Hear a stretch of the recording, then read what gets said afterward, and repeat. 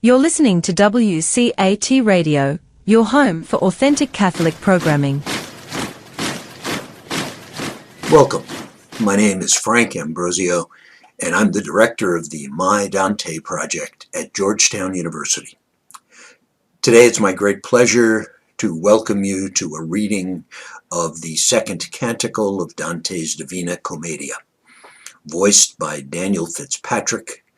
Danny will be reading his own translation of the poem, recently completed to honor the 700th anniversary of the great poet's death in the year 1321. Poetry is meant to be spoken and heard. Listen now as Dan Fitzpatrick reads the Purgatorio, the great story of the rebirth of human hope.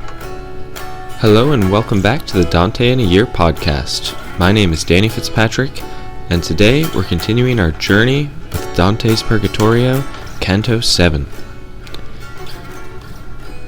After the sweet and honorable welcome was repeated 3 and 4 times, Sordello raised himself, asking, "You, who are you?" Before the souls worthy to ascend to God could be turned toward this mountain, my bones were buried by Octavian. I am Virgil, and for no other fault did I lose heaven than for not having faith. Thus my leader then responded, as he who suddenly sees a thing before him which causes him to marvel, so that he believes and does not, saying, it is not. So seemed that other. And then he inclined his brows, and humbly turned back toward him, and spread his arms, and bowed to grasp him. O glory of the Latin people, he said, through whom our tongue has shown what it can do. O eternal worth of the place where I was, what merit or what grace shows you to me? If I am worthy to hear your words, say if you come from the Inferno, and from which cloister? Through all the circles of the sorrowing kingdom, he responded, I have come here. Heavenly power moved me, and through it I came. Not for doing, but for not doing, did I lose the sight of the high sun that you desire, and that I understood too late. Down there is a place not saddened with suffering, but only with shadows, where the laments sound not as shrieks, but as sighs. There I stay with the little innocents, snapped up in the jaws of death before the oil had wiped them of human fault.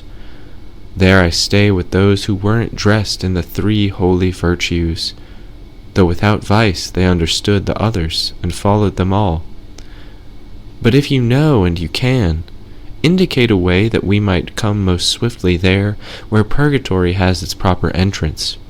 He responded, we are put in no certain place.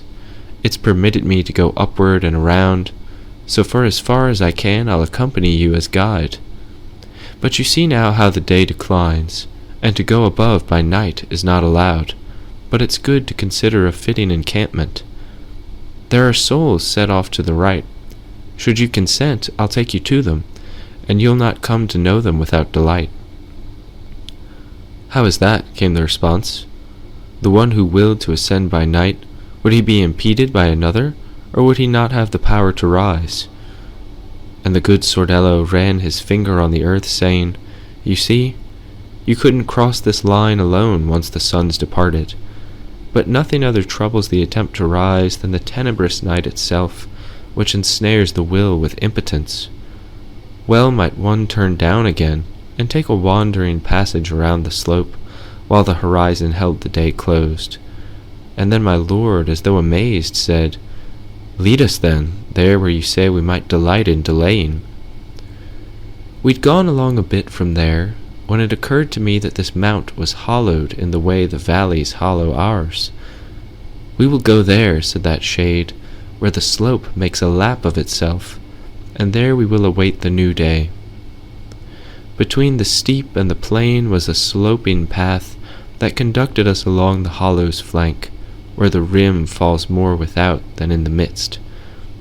Gold and finest argent, cochineal and white, indigo, lucid and shimmering lignite, fresh emerald in the hour it split, to the grass and to the flowers placed within that glade, would each be spent of its color, as the less is spent before the more. Not only had nature painted there, but the softness of 1,000 fragrances was there made one unknown and indistinct. I saw the souls seated singing Salve Regina upon the verdure among the flowers, souls who can't be seen outside that valley. Before the bit of sun remaining nestles down, commenced the Mantuan who turned us there. Wish not that I guide you among them. From this bank you'll better recognize the faces and acts in all of them, than gathered among them in the plain below. The one who sits highest and bears the semblance of having neglected that he ought have done, and whose mouth won't move to the others' songs, was Emperor Rudolph, who could have healed the wounds that murdered Italy, so that it's late for others to recreate her. The other who comforts him in his looks reigned in the land where that water's born the Moldau bears into the Elbe and flows into the sea. Ottokar was his name, and in his swaddling he was worth more than Wenceslas, his bearded son, who pastures on luxury and laziness.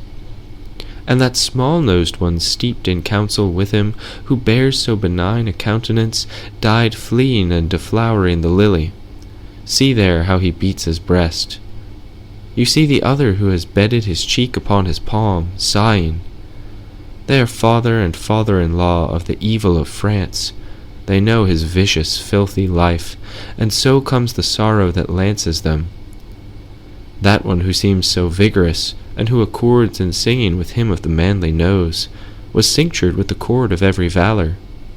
And if the young one seated behind him had remained after him as king, well would his worth have gone from vessel to vessel, which none is able to say of the other heirs. James and Frederick have their reigns, no one possesses the better inheritance. Rare occasions man's uprightness rises again among the limbs, and this is willed by him who gives it, for it must be claimed of him. And still my words touched the nosed one no less than the other, Peter, who sings with him, whence Apulia and Provence now sorrow. As much as the plant is less than its seed, more still may Constance vaunt her husband than Beatrice and Margaret theirs. See the king of simple life who sits there alone, Henry of England. These limbs of his have issued better. That lowest one among them, upon the earth looking upwards, is William the Marquis, for whom both Alessandria and its war cause Monferrato and Canavese to cry. Thanks for joining me for another episode of the Dante in a Year podcast. See you next time for Dante's Purgatorio, Canto 8.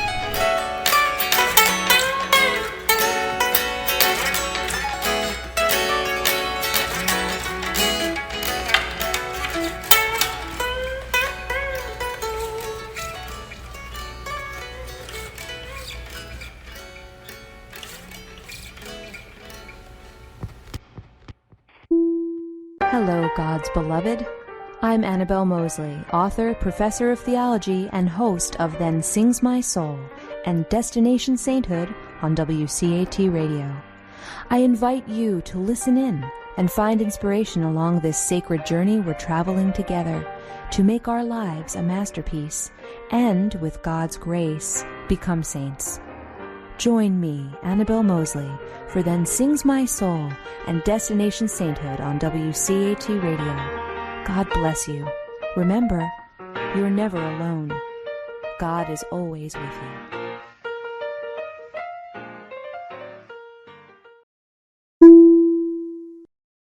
Thank you for listening to a production of WCAT Radio. Please join us in our mission of evangelization. And don't forget, love lifts up when knowledge takes flight.